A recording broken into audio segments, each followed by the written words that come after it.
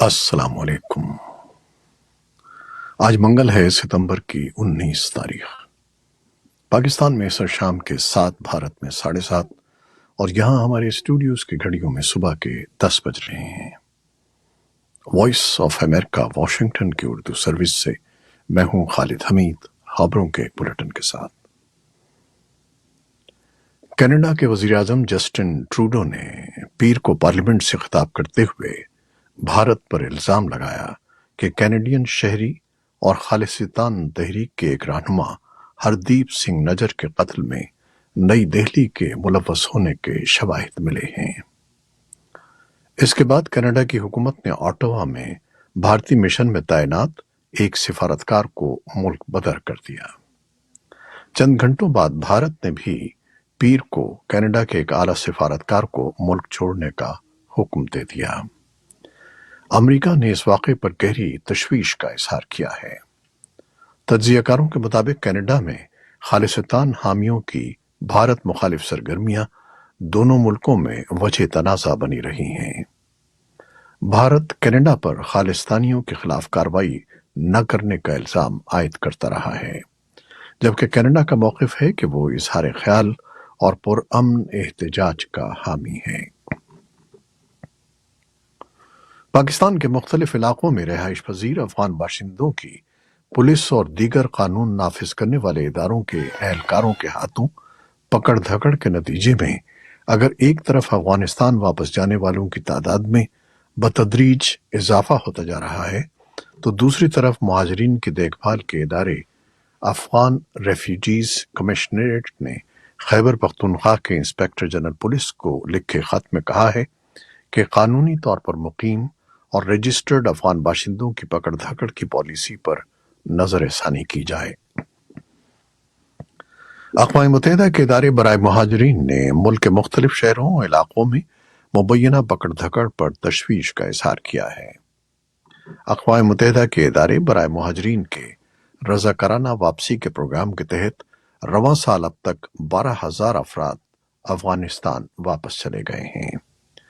ادھر وفاقی وزارت داخلہ نے 15 ستمبر کو وفاقی دارالحکومت اسلام آباد، آزاد کشمیر اور گلگت بلتستان سمیت تمام صوبائی حکومتوں کو غیر رجسٹرڈ افغان مہاجرین کی وطن واپسی کے لیے منصوبہ بندی اور اخراجات سے آگاہ کرنے کی ہدایت کی ہے۔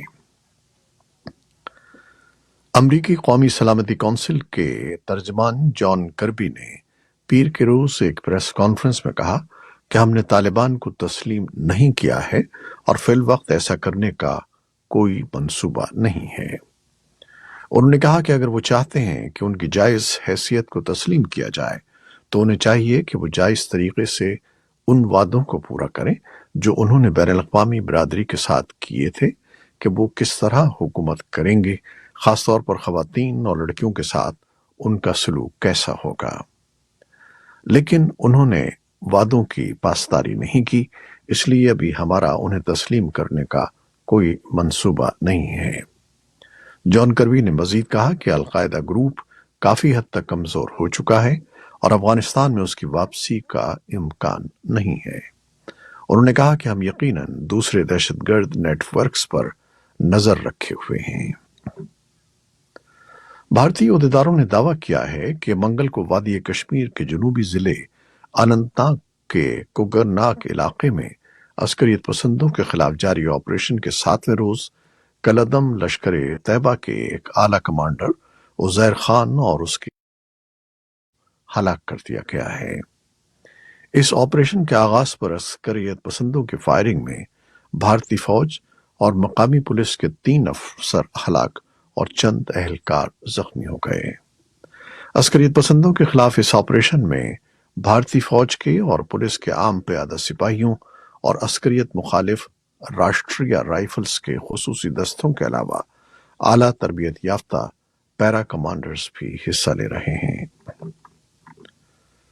صدر جو بائیڈن منگل کو اقوام متحدہ کی جنرل اسمبلی میں اپنی تقریر سے قبل نیو یارک میں ہیں، جہاں وہ رہنماؤں کو یہ باور کرانے کی کوشش کریں گے کہ امریکی قیادت کے بارے میں ان کے ویژن اور خارجہ پالیسی کے حوالے سے کثیر الجہتی نقطہ نظر سے دنیا کے سب سے اہم مسائل کو حل کرنے میں مدد ملے گی۔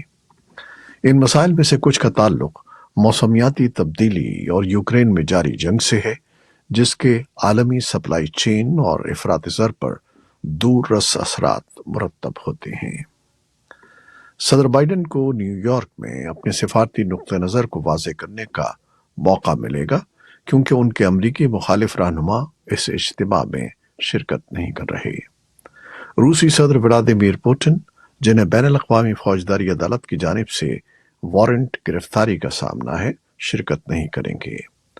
ان کے علاوہ چینی صدر شی جن پنگ اور ان کے اعلیٰ سفارتکار وانگ یی شرکت نہیں کر رہے ہیں۔ وائٹ ہاؤس کے حکام اس بات پر زور دیتے ہیں کہ واشنگٹن امن مذاکرات کی حمایت کرے گا جو علاقائی سالمیت اور خود مختاری کے اصولوں پر مبنی یوکرین میں منصفانہ امن کا باعث بنیں گے۔ پاکستان کے نگراں وزیر اعظم انوار الحق کاکڑ جمعے کے روز جنرل اسمبلی کے اجلاس سے خطاب کریں گے۔ امریکہ ایران کے تعلقات کے حوالے سے گزشتہ چند دن کافی اہم رہے۔ مہسا امینی کی برسی پر بائیڈن انتظامیہ نے ایران پر پابندیاں لگائیں اور ساتھ ہی ساتھ امریکہ اور ایران کے درمیان قیدیوں کا تبادلہ مکمل ہو گیا، جس میں 5 امریکی اور 2 ایرانی قیدی رہا ہوئے۔ امریکی حکومت کا کہنا ہے کہ تہران نے ان قیدیوں کو غیر منصفانہ طور پر حراست میں لیا تھا۔ دوسری جانب ایران کے صدر ابراہیم رئیسی نے کہا ہے کہ قیدیوں کا تبادلہ امریکہ اور ایران کے درمیان انسانی بنیادوں پر کارروائی کی سمت میں ایک قدم ہو سکتا ہے۔ ایران کی طرف سے کئی سالوں سے قید 5 امریکی شہریوں کی رہائی پر جہاں یہ قیدی اور ان کے گھر والے بائیڈن انتظامیہ کا شکریہ ادا کر رہے ہیں، ریپبلکن پارٹی اور صدر بائیڈن کے دوسرے مخالفین ان پر امریکہ کی طرف سے جنوبی کوریا میں ایران کے منجمد $6 ارب قطر منتقل کرنے کی اجازت دینے کے معاملے پر سخت تنقید کر رہے ہیں۔ امریکہ کے وزیر دفاع لائیڈ آسٹن نے منگل کو جرمنی میں ایئر بیس پر رہنماؤں سے خطاب کرتے ہوئے کہا کہ وہ یوکرین کے لیے مزید فضائی دفاعی نظام فراہم کرنے پر غور کریں تاکہ ملک کو روسی میزائلوں کے بڑھتے ہوئے حملوں کو روکنے میں مدد مل سکے۔ آسٹن نے یوکرین ڈیفنس کانٹیکٹ گروپ کے افتتاح کے موقع پر یہ بات کہی۔ یہ گروپ 50 سے زائد ممالک کے دفاعی حکام پر مشتمل ہے اور کیف کی جنگی کوششوں کے لیے ہتھیاروں اور دیگر آلات اور تربیتی تعاون کو بڑھانے کا مرکزی فورم ہے۔ آسٹن نے یوکرین کے نئے وزیر دفاع رستم امروف کا بھی خیر مقدم کیا اور اعلان کیا کہ M1 ایبرامس ٹینک جن کا امریکہ نے وعدہ کیا ہے وہ جلد ہی یوکرین پہنچ جائیں گے۔ یوکرینی حکام نے منگل کو بتایا کہ روسی فضائی حملوں نے مغربی یوکرین کے شہر لویف کو نشانہ بنایا، جس میں ایک شخص ہلاک ہوا۔ لویف کے میئر اینڈری سدودی نے ٹیلی گرام پر کہا کہ حملہ 3 گوداموں پر ہوا، جس میں کھڑکیاں، گھریلو کیمیکلز اور انسانی امداد کا ذخیرہ تھا۔ یوکرین کے لیے اقوام متحدہ کے انسانی ہمدردی کے رابطہ کار ڈینس براؤن نے روسی حملے کی مذمت کرتے ہوئے کہا کہ گوداموں میں سے ایک کاریٹاس کا تھا، جو ویٹیکن کی ایک اہم خیراتی تنظیم ہے۔ یورپی یونین کی خارجہ پالیسی کے سربراہ جوزپ بوریل نے اقوام متحدہ کی آئندہ جنرل اسمبلی میں سر فہرست خدشات کا خاکہ پیش کرتے ہوئے کہا ہے کہ یوکرین میں امن اقوام متحدہ کی فوری ترجیح ہے۔ بوریل نے یورپی یونین کے وزرائے خارجہ کی ایک غیر رسمی میٹنگ کے بعد نیو یارک میں صحافیوں کو بتایا کہ ہم نے فوجی جارحیت کے سامنے یوکرین کی حمایت کی ہے اور ہم ایک منصفانہ امن کے لیے کام کر رہے ہیں۔ روسی صدر ولادیمیر پوٹن اور چینی صدر شی جن پنگ کی عدم موجودگی کے بارے میں پوچھے جانے پر انہوں نے کہا کہ اقوام متحدہ تنازع پر بات چیت جاری رکھے گا۔ الیکٹرک طیارے بنانے والی کمپنی جوبی ایویشن نے پیر کو کہا ہے کہ وہ ڈیٹن، اوہایو میں ایک نئے پلانٹ کی تعمیر کے لیے 50 کروڑ تک کی سرمایہ کاری کرے گی، جہاں وہ بڑے پیمانے پر اڑنے والی ٹیکسیاں تیار کرے گی۔ जोबी के बानी जोबिन बेवर्ट ने राइटर्स को बताया कि इस सिलसिले में कंपनी बिजली से चलने वाले अपने तैयारों की उमूदी उड़ान और लैंडिंग के लिए फेडरल एविएशन एडमिनिस्ट्रेशन से सर्टिफिकेट्स हासिल करने की भरपूर कोशिश कर रही है ताकि वो सन 2025 में कमर्शियल सतह पर मुसाफिरों के लिए ये सर्विस शुरू कर सकें। बेविट ने कहा कि जोबी कंपनी डेटन साइट पर कायम तनसीबात में इस तरह के हवाई जहाज़ों के अज्जा की तैयारी के लिए फौरी तौर पर काम शुरू करने का इरादा रखती है और पैदावार में इजाफे के लिए नए प्लांट की तामीर का काम सन 2024 में शुरू हो जाएगा।